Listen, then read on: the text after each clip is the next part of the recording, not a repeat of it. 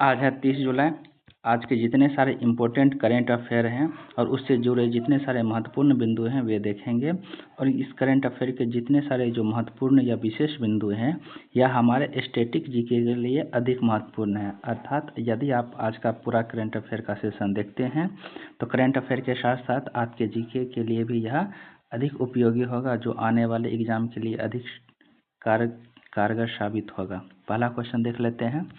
पहला क्वेश्चन है, वैश्विक बाघ दिवस कब मनाया जाता है? ऑप्शन है 28 जुलाई, ऑप्शन बी है 29 जुलाई, ऑप्शन सी है 30 जुलाई, ऑप्शन डी है 1 अगस्त। इसका राइट आंसर है ऑप्शन बी 29 जुलाई। अब इससे जुड़े विशेष पॉइंट देख लेते हैं कि जो है वैश्विक बाघ दिवस प्रतिवर्ष 29 जुलाई को मनाया जाता है और इसके जो प्रमुख बाघ से जुड़े जितने सारे प्रमुख संस्थाएं भी उसके नाम दिए गए। पहला है ग्लोबल टाइगर फोरम, यानी यह जो संस्था होती है वह बाघ संरक्षण हेतु जो अंतर्राष्ट्रीय या अंतर सरकारी और गैर लाभकारी संगठन है और यह बाघ संरक्षण के लिए महत्वपूर्ण योगदान देता है। और ग्लोबल टाइगर फोरम का जो मुख्यालय वह नई दिल्ली में स्थित है। इसका जो होता है यह टाइगर रेंज देश जो हैं उनके साथ मिलकर के जंगली बाघों के संरक्षण में अपना महत्वपूर्ण योगदान देता है।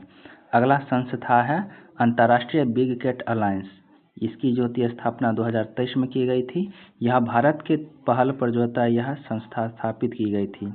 यह एक वैश्विक गठबंधन है जिनमें जो बड़ी प्रजाति के जो बिल्ली हैं उनके संरक्षण पर विशेष बल देता है।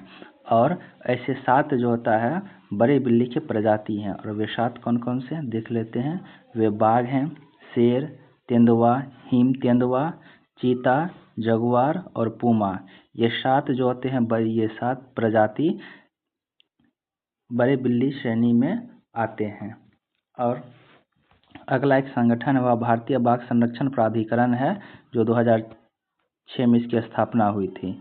यह बाघ को संरक्षण को मजबूत पहल देता है और उस बाघ के जो होता है निगरानी भी करता है, तकनीकी सहयोग देता है और बाघ के पुनर्वास में अपना महत्वपूर्ण योगदान देता है। और इसके तहत जो होती है वह विशेष बाघ संरक्षण बल का भी गठन करता है। यदि हम बाघ संरक्षण के लिए अंतर्राष्ट्रीय संस्था देख लेते हैं तो अंतर्राष्ट्रीय संस्था में IUCN और WWF यानी वर्ल्ड वाइल्ड लाइफ और एक ट्रैफिक है, यानी यह ट्रैफिक जो होती है वन्यजीव के तस्करी पर पूर्णतः रोक लगाती है। तो ये राष्ट्रीय और अंतर्राष्ट्रीय बाघ संरक्षण से जुड़े महत्वपूर्ण संगठनों के नाम हैं।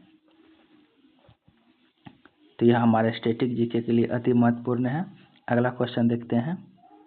अगला है, कॉमनवेल्थ गेम्स 2026 में दूसरा स्वर्ण पदक किसने जीता?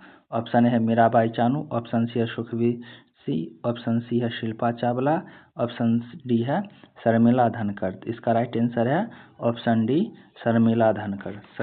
शर्मिला धनखड़ जो है पैरा एथलेटिक्स है और ये शॉर्ट पुटअप में भारत के लिए दूसरा स्वर्ण पदक जीता है। पर जबकि पहला स्वर्ण पदक जो था मीराबाई चानू ने भारोत्तोलन श्रेणी में जीता है।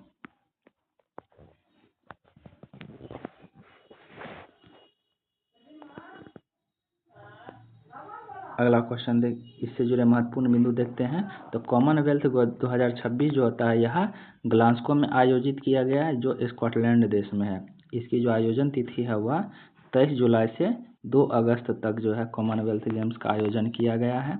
यदि हम पदक तालिका देखते हैं तो 1 नंबर पर ऑस्ट्रेलिया आता है जो कुल मिलाकर के 102 पदक जीते हैं।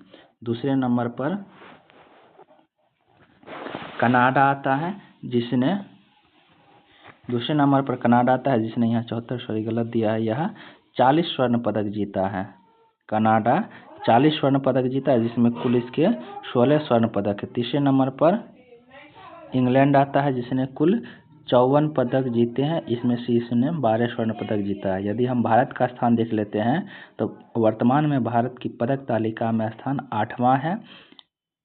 इसमें से इसने 3 स्वर्ण पदक, इसमें से इसने 3 स्वर्ण पदक, 9 रजत पदक और 3 कांस्य पदक जीते हैं। स्वर्ण पदक विजेताओं में मीराबाई चानू जो भारोत्तोलन से है, ये प्रथम पर आए हैं। दूसरे हैं शर्मिला धनकर जो शॉट पुटअप में है, और तीसरे हैं दिलीप महातो गावित, ये एथलेटिक्स से हैं।